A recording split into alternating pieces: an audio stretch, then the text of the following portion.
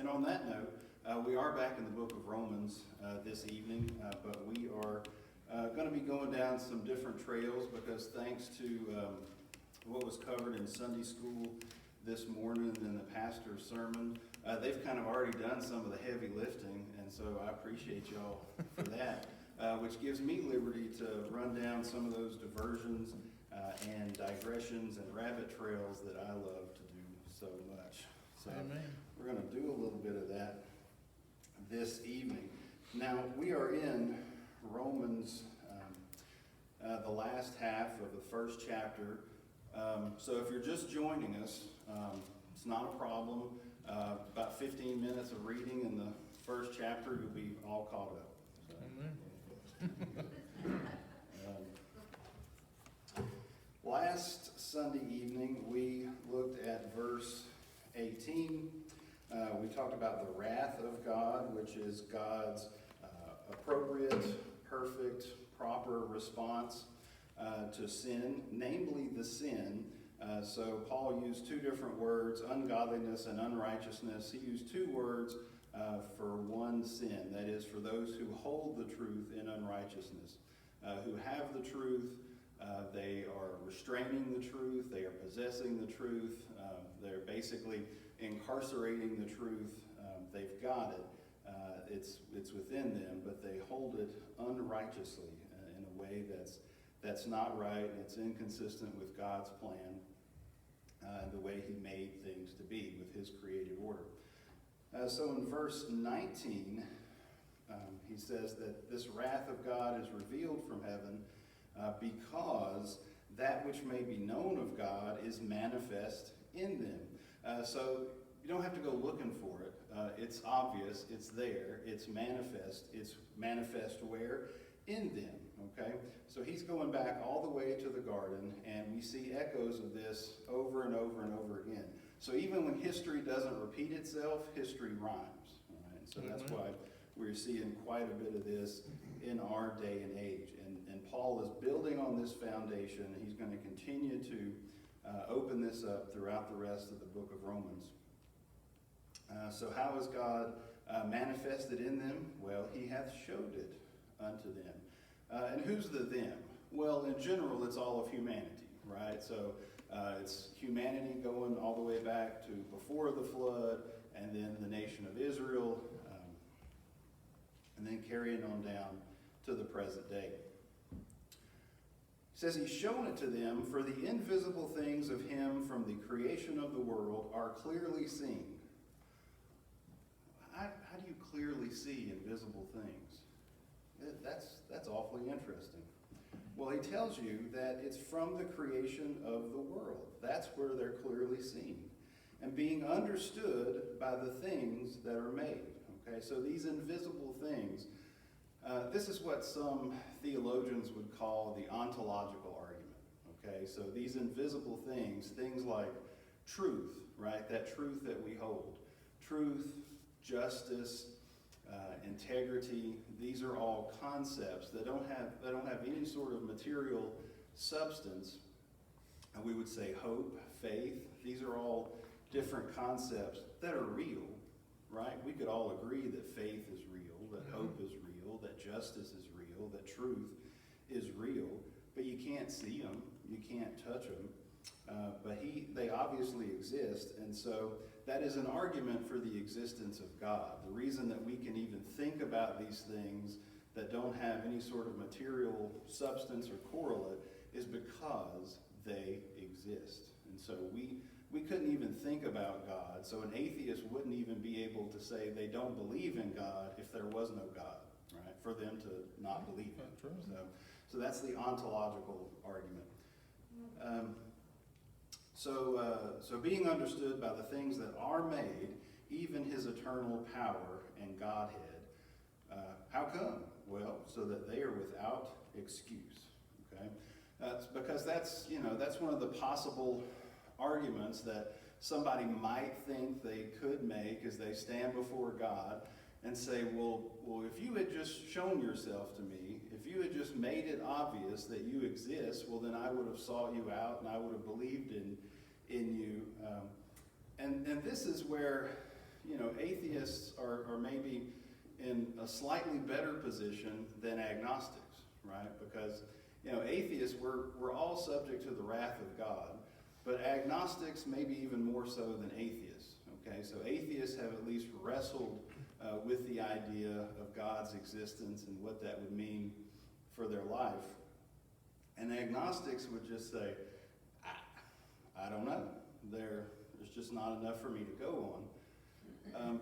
And what agnostics do is basically blame God for not being a good enough teacher, okay, for not showing them that he exists. Well, the Holy Spirit here has taken that right off the table. Okay, so if you want to try to blame God and say, well, you should have done a little bit better to tell me about you, then I wouldn't be in this predicament. No, it's been shown from the foundations of the world, so that they are without excuse.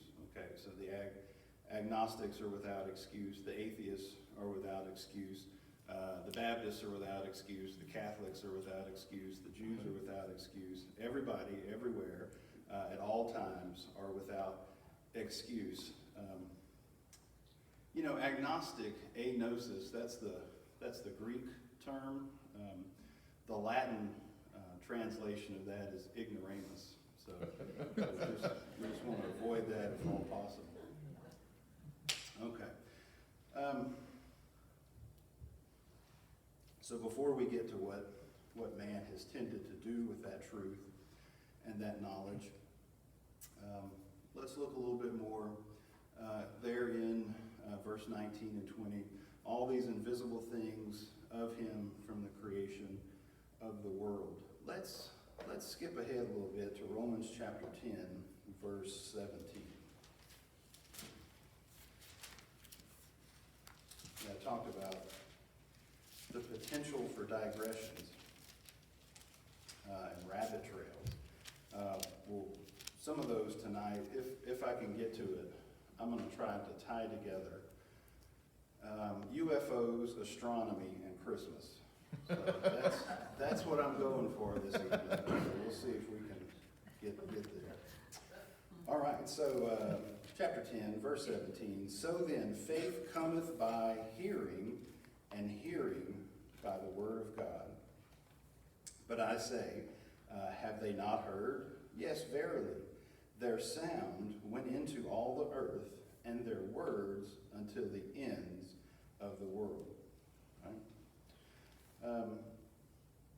And we're going to look at what he's quoting there is actually from Psalm 19, and we're going to go back and look at Psalm 19. But on our way to Psalm 19, let's look at Galatians chapter 3. That seems like it's on the way to Psalm 19, doesn't it?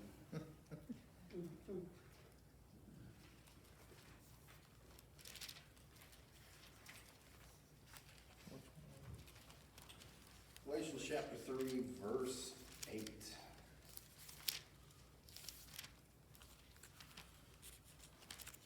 Galatians chapter 3, verse 8. And the scripture, talking about the Old Testament, foreseeing that God would justify the heathen through faith, preached before the gospel unto Abraham, saying, in thee shall all nations be blessed. Preached before the gospel to Abraham. You mean Abraham heard the gospel? That's what it says. That's right. So let's see what that might be all about. Psalm 19 now.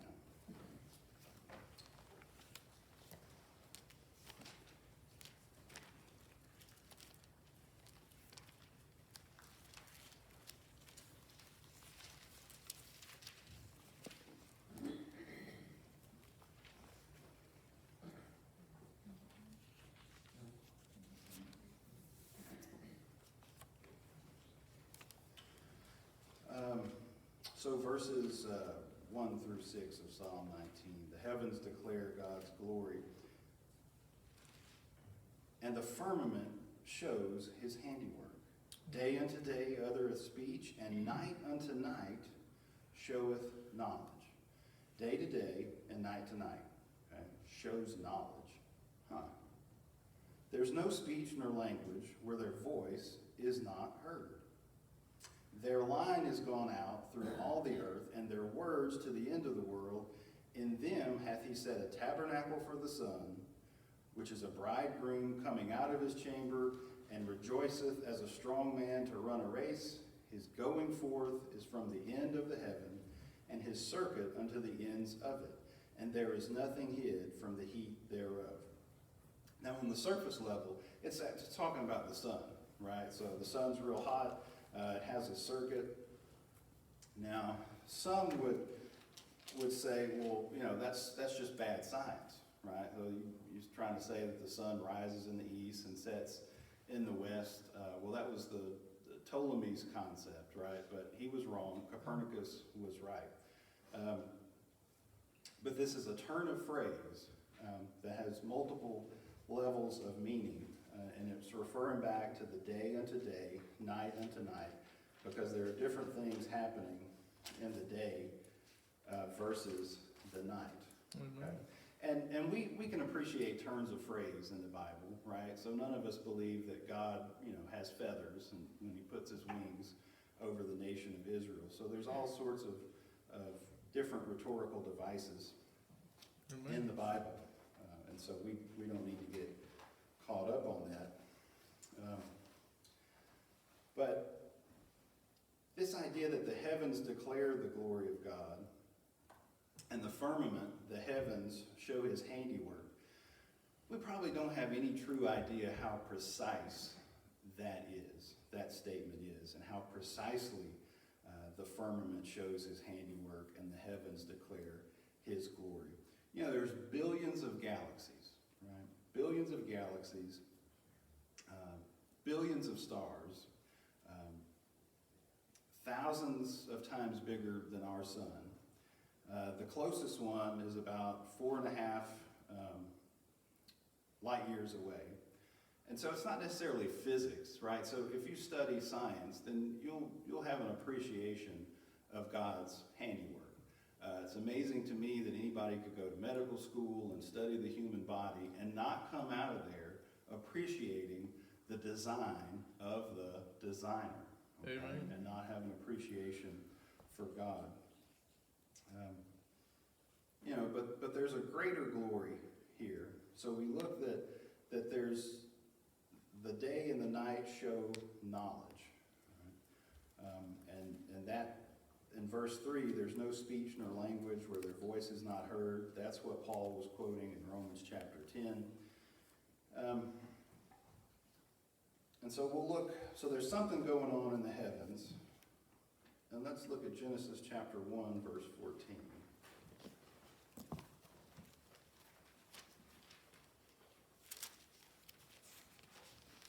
It tells us what's up there.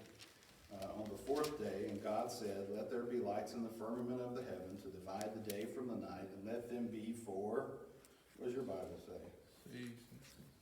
Let them be for signs and for seasons and for days and years. Okay? So they're declaring, they are signs.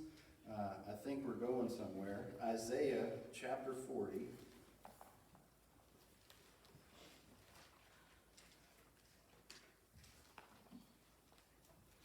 Verse 26.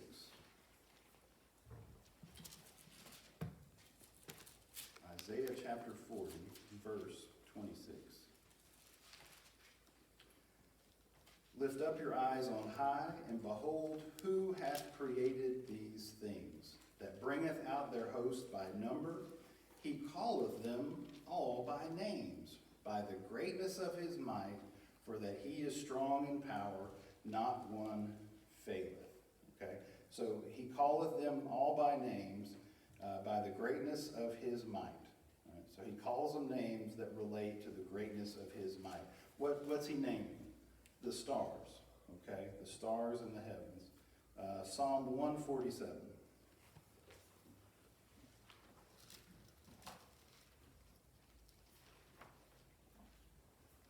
And if you get a paper cut, I'm sorry.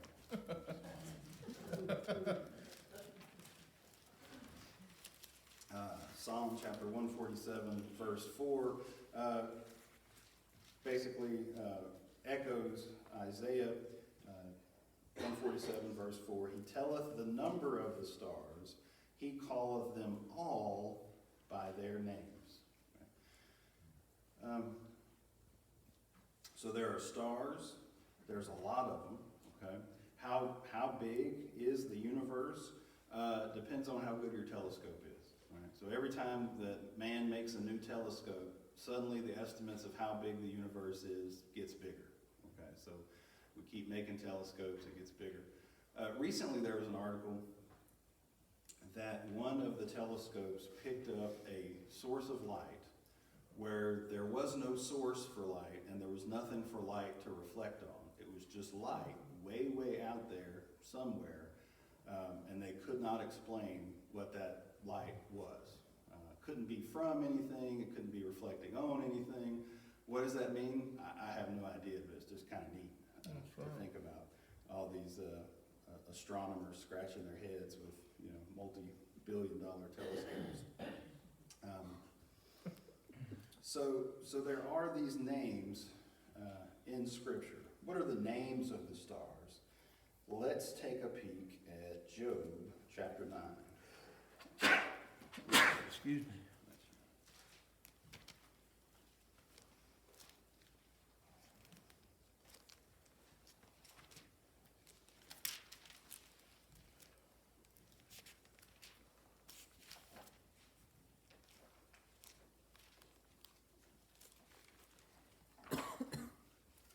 Job chapter 9, verse 9.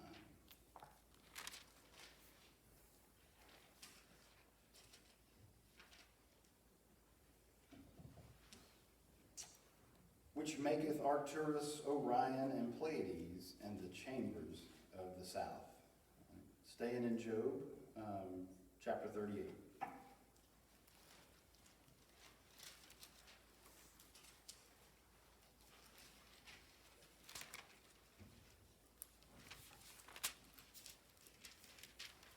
Chapter 38, verse 31. So God is talking to Job out of the whirlwind. He's asking Job questions. He wants Job to answer. The primary question was, where were you when I laid the foundations of the earth? If you have any understanding, then declare it. And so God goes on to basically put Job in his place and tell him how much understanding he lacks. And so God fills him in. Verse 31. Canst thou bind the sweet influences of the Pleiades, or loose the bands of Orion? Canst thou bring forth Mazzaroth in his season, or canst thou guide Arcturus with his sons? Those are stars. More specifically, they're constellations. Okay, so groups of stars that look like something in the sky. They're grouped together. The individual stars are, infinitely, well, not infinitely, but orders of magnitude in distance from one another, but they're put together. So I thought that astrology was a capital offense in the nation of Israel, right? It was a capital offense. Got the death penalty. And here's God telling Job about these different constellations. Well, that's kind of interesting. So it's worthwhile to talk a little bit about the Mazzaroth, okay? So everybody knows what the zodiac is, right? So the zodiac is 12 different groups of stars, constellations, signs that have been put together, and when you look up in the sky, it really doesn't look anything like what they say it looks like. Okay? But the Mazzaroth is the ancient, basically the ancient Hebrew astronomy, all right? Being able to put these stars together into constellations, and they had signs as well. Now, the fact that they don't look anything like what, you go to a planetarium and they, give their talk, and you may ask them, well, they don't really look like that. What's that about? And they'll say, well, the stars change position over time, but they don't actually. All right, they actually move very, very little. And So the groupings are consistent over time. I've got a note to look at Isaiah 13:10. So let me see what I was trying to tell myself. 13:10. Oh, okay.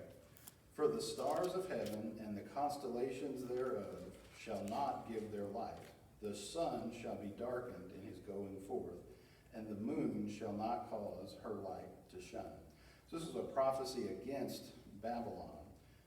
Babylon was about to have a really bad day.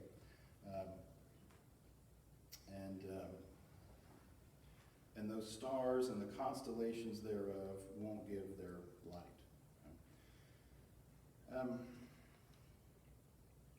So we know that there's 12, these 12 signs of the zodiac, these different constellations. They're what's called on the ecliptic, okay? They're all at a consistent angle from the equator. And so that's why those have so much significance, so much focus, and have been consistent over time. Now, the signs of the zodiac and the names that they have that we're probably familiar with, right? Like Leo and Virgo and Gemini, Pisces, etc., etc. Those are not the original names, okay? The original names got corrupted in Babylon. And the Babylonian names and cosmology has persisted for how long? Well, since Babylon to now, okay? Since before the flood, actually, to now. The Tower of Babel probably had something to do with building a device, some type of technology, to maintain the cosmology, and not just the cosmology, but the theology of the people who developed it before the flood. Okay, so the Antediluvian Flood. How impressed was God by their theology and cosmology? Not very, because he brought a flood and wiped it all out. Right? But there was some attempt to maintain that. This goes perfect with the message I told you all to watch from Brother George at Grocer's Creek. He talked about Nimrod and all that in the Tower of Babel. How that we think it's just a tower, the Leaning Tower of Pisa. But no, and I'm glad Brother Casey's going there tonight, because they had the ability then that God allowed them to almost get to what we would call a Stargate. Now, y'all might need to go on and study that. I'm not going to get, but that is mind-boggling. It wasn't mind-boggling to God, because he said, but to know that there was that kind of knowledge, we can't even figure out how they built the pyramids with 90-ton stones. That's why, because God had given man the knowledge and the know-how to do certain things, but when they overstepped their boundaries as mankind, God drawed the line. I would encourage you to read that story in Genesis chapter 11. Just to make a point, since we are studying the book of Romans, I'll make a point. And they said, "Go, let us build us a city and a tower, whose top may reach unto heaven, and let us make us a name." Okay. You see why God had a problem with that? Number one, that's completely contrary to how God operates. All right, so we're going to do this work as humanity, and that's going to take us to God. We have been trying to do that since the Garden of Eden. All right, when Satan said, "Well, you'll be as gods," and what did we say? Our response was, "That sounds good. I want to be a god," and we've been trying to do it ever since. How does God operate? He comes down to get us. Right? And so they're saying they're going to. And we're not going to, we're not going to worship the name of God and recognize it. We're going to make a name for ourselves, right? We're going to make our own name. So God had quite a bit of an issue with that, took issue with it, and to explain more why that was such a problem. It goes back to Romans chapter 1, verses 21 through 32. Explains to us the path that people take, okay? That cycle has been repeated and repeated, right, throughout human history. Rinse, lather, repeat. We keep trying to do that. You know, we recently sent, you know, this multi-billion-dollar SUV. It was pretty remarkable. You know, we put it on a rocket, we slung it to Mars, and we had it land right in the hole that we had picked out for the hole, and it's got a helicopter on its back. And what's it there for? To find life, right? Where does God say the life is? It's here. That's right. It's a geocentric universe, and man is still building towers of Babel to try to refute God, to make a name for ourselves. So we're really familiar with these Babylonian names, but the word for zodiac that was corrupted in the Hebrew was sadi, which means away. All right? The early Christians in the book of Acts, they were known as people of the way. Okay? Jesus called himself the way, the truth, and the life. So in these 12 different signs, in the original, in the Hebrew, they actually correspond to the 12 tribes of Israel.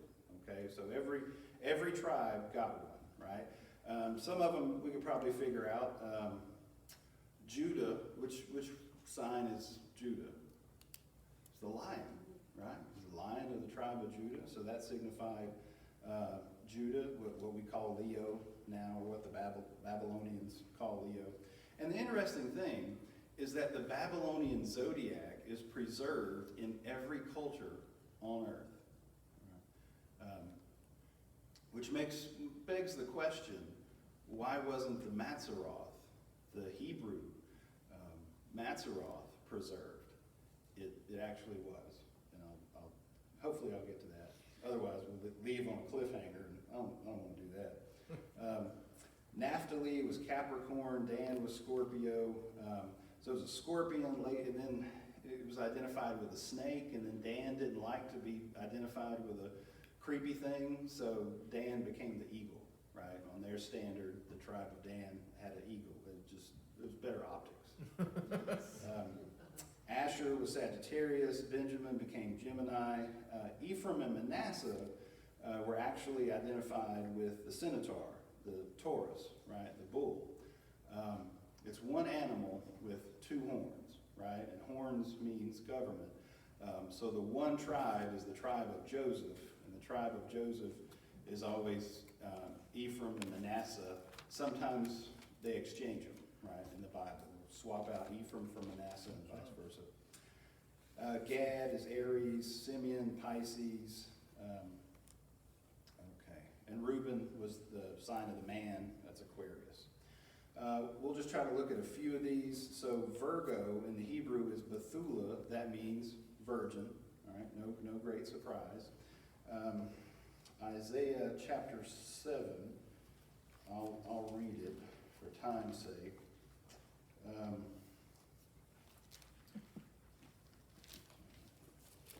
Moreover, the Lord spake again unto Ahaz, saying, Ask thee a sign of the Lord thy God, ask it either in the depth or in the height above. And Ahaz says, no thanks, I don't think I'm going to do that. Therefore the Lord himself shall give you a sign. So too bad, it's here. Behold, a virgin shall conceive and bear a son, and shall call his name Emmanuel. All right. Isaiah chapter 37, verse 22.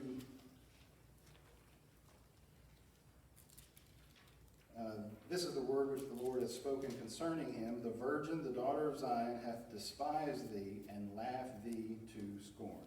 So the virgin is both Mary, right, the mother of Jesus, but also the virgin is the daughter of Zion. That's Israel, right? So then when we look in Revelation chapter 12, that's who that refers to. Okay, so to interpret Revelation chapter 12, that's what was in the Mazzaroth. That's what Isaiah is talking about. There appeared a great wonder in heaven. This is Revelation chapter 12, verse 1. There appeared a great wonder in heaven, a woman clothed with the sun and the moon under her feet, and upon her head a crown of how many? 12 stars. 12 12 stars. So that is Israel, and that's an echo. We see that same language. The sun, the moon, and the 12 stars show up in Joseph's dream that Jacob has to interpret, and he interprets that for us as the nation of Israel. So if we were to look at that constellation of Virgo, the Virgin, the key star would be Semech, which means the branch. Does that sound familiar? If you read Jeremiah chapter 23, or chapter 33, Zechariah chapter 3 or chapter 6, or Isaiah chapter 4, it talks about the branch, and that's a messianic reference. Amen. Jesus is the branch. Thera is another star in that constellation. It's the seed. Cometh means the desired one, and that there's a reference there in Haggai chapter 2, verse 7. So that constellation was known as the desired one by the Hebrews, and the Egyptians knew it as the desired son, S-O-N. The bulls, the Centaurus, means despised, and has been associated with the sin offering, okay? So if you look in the stars of that particular constellation, one is Chiron, which means the pierced one, Gadus, which means the coming one, Arcturus is he that cometh, Carturipus is the branch that is tread underfoot, Merga is he who bruises, and Mephride in the Hebrew means he who separates. These are all stars in those constellations. In the constellation Libra, one star, the Hebrew name means price deficient, another means the price covers, another star, Tulku, means the altar, and another star, Kafar, means to cover. And the Hebrew word kafar, which means to cover, is translated one time in Genesis chapter 6 when Noah is putting pitch on the outside and the inside of the ark. Everywhere else in the Bible, that is translated as atonement.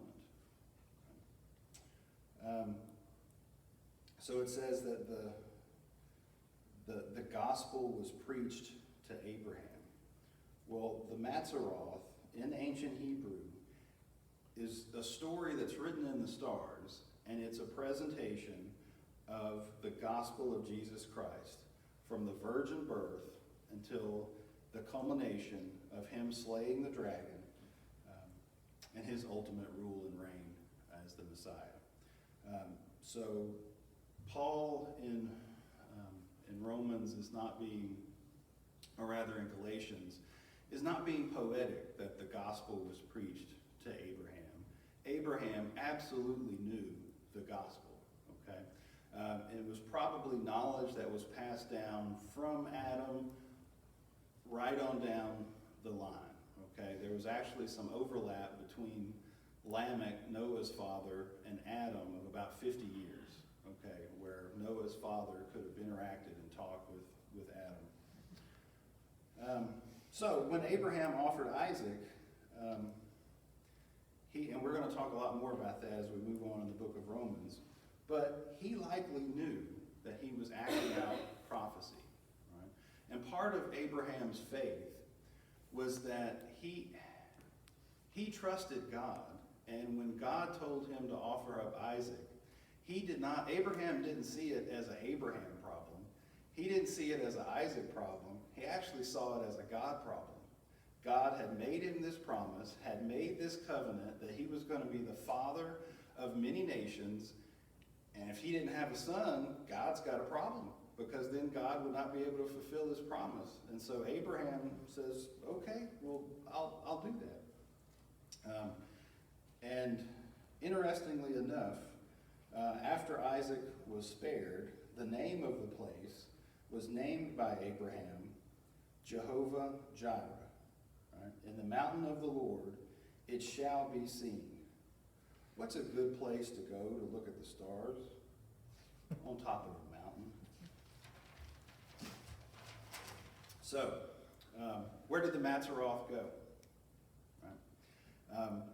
I want to suggest to you that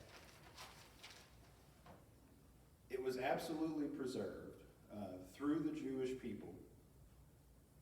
And one of the places it shows up is in the person of the prophet Daniel. Okay, so Daniel, he was a bright kid, taken into captivity into Babylon, eventually promoted, and he had quite a significant job. He was chief of the magicians. Okay, he was head of the Magi. They weren't doing parlor tricks. The Magi were the scientists of the time. They were the ones that looked to the stars, predicted the seasons, used them for signs and seasons. Now, it's no wonder that this boy from Israel was so valuable to the king of Babylon, because none of his people could do it. But Daniel could figure out the signs and the seasons by looking at the stars, because the Mazzaroth had been preserved all of that time. He knew it quite well. So he's very valuable to the Babylonians and then to the Persians. Okay?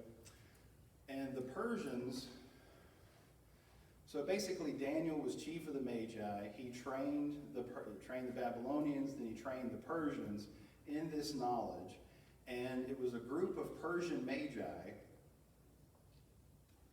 who were waiting on a particular arrangement of the heavens to know when the Jewish Messiah would come. And they had that knowledge from Daniel. The constellations got into order, and they hooked it up, and they went to Judea, right? The star they were looking for, the stars told them that the time of the Messiah was present.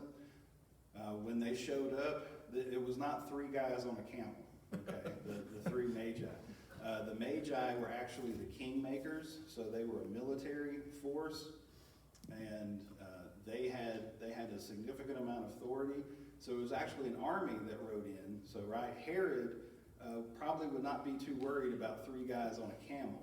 But when an army shows up and says, "Hey, we're looking for the new king," that might make Herod a little concerned, right? Concerned enough to murder every male child, right, in the region.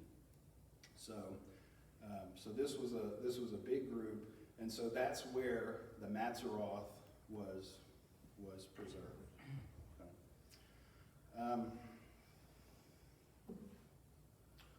All right, we didn't get to UFOs. Sorry. Okay. So we'll finish up with that next time. Any questions, comments, reflections? I think that is very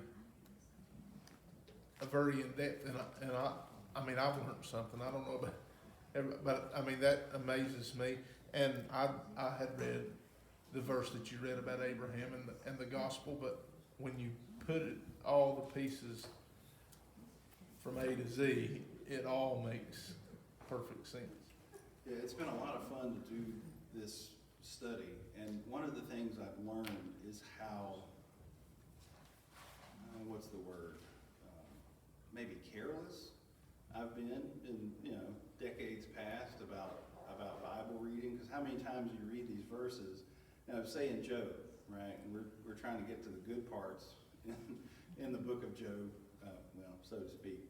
And we skip right over the Pleiades and Orion and Arcturus, and it's quite remarkable that God has,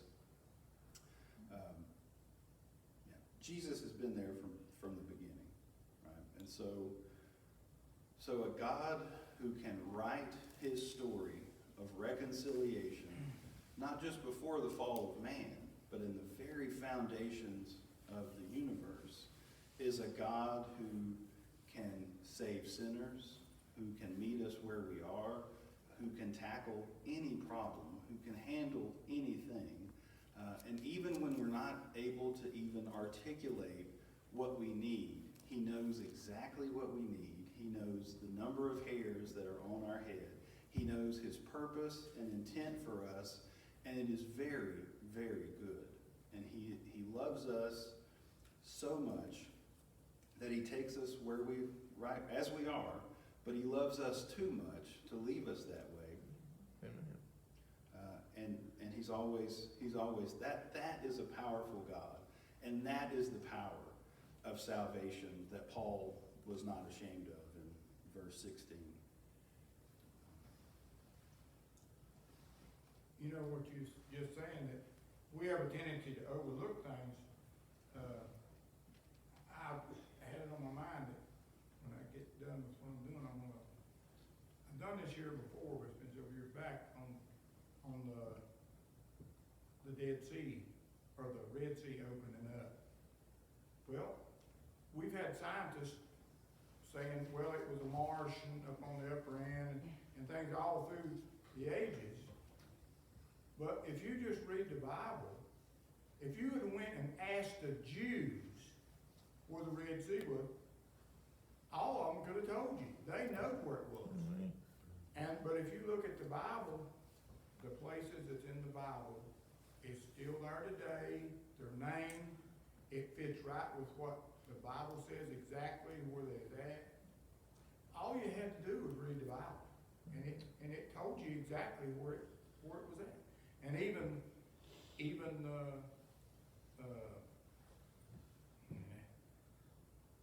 put some monuments where it went in and where they come out on the other shore.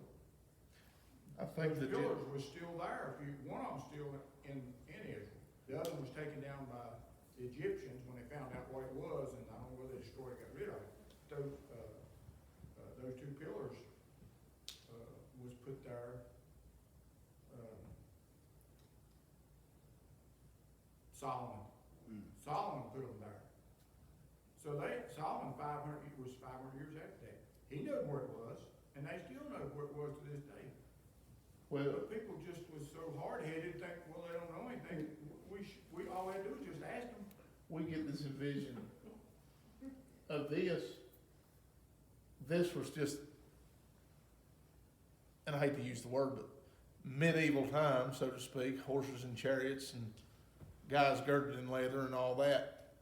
These were intelligent human beings. And reading that story in Genesis 11 of Nimrod and that and the Tower of Babel, the King James renders it brick and mortar.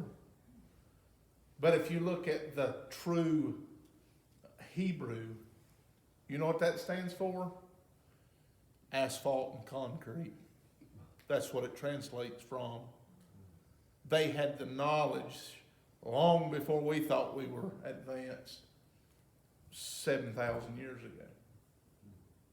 And they had brilliant minds, and God said, that's enough. I'll give you this spot. That's stay put. And when they tried to get beyond that, he said, that's enough. And then the flood came. And you know what? He mentioned Mars. We think that's something light. That's something big. God said, I told you to stay here. Don't be messing over here. We've seen what happened last time.